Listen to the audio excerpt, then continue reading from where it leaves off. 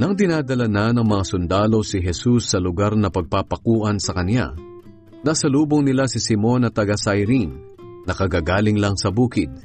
Dinakip nila ito at sapilitan nilang ipinapasan sa kanya ang krus, kasunod ni Jesus.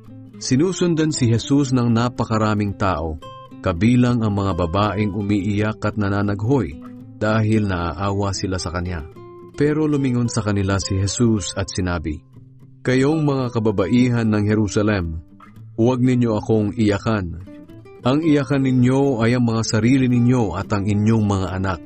Sapagat darating ang mga araw na sasabihin ng mga tao, mapalad ang mga babaeng walang anak at walang pinasususong sanggol. Sa mga araw na iyon ay sasabihin ng mga tao sa mga bundok at sa mga burol, tabunan ninyo kami, sapagkat kung ginawa nila ito sa akin na walang kasalanan, ano pa kaya sa mga taong may kasalanan?"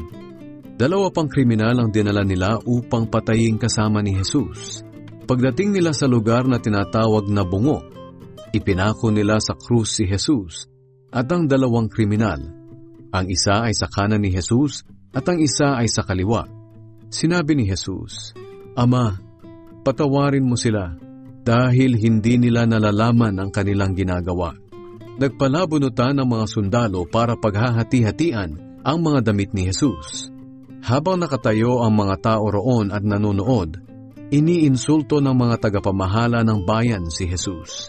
Sinabi nila, "Iniligtas niya ang iba. Iligtas naman niya ngayon ang kanyang sarili kung siya nga talaga ang Kristong pinili ng Diyos." Ininsulto rin siya ng mga sundalo at binigyan ng maasim na alak. At sinabi pa nila sa kanya, "Kung ikaw nga ang hari ng mga Hudyo, iligtas mo ang iyong sarili."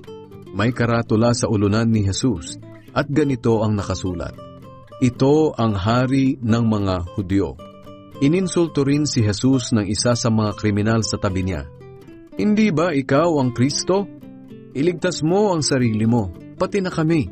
Pero sinaway siya ng isa pang kriminal na nakapako. "Hindi ka ba natatakot sa Diyos? Ikaw man ay pinaparusahan din ng kamatayan.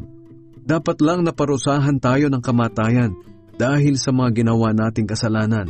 Pero ang taong ito'y walang ginawang masama." Pagkatapos ay sinabi niya, "Jesus, alalahanin niyo ako kapag naghahari na kayo." Sumagot si Jesus, "Sasabihin ko sa iyo ang totoo. Ngayon din ay makakasama kita sa paraiso."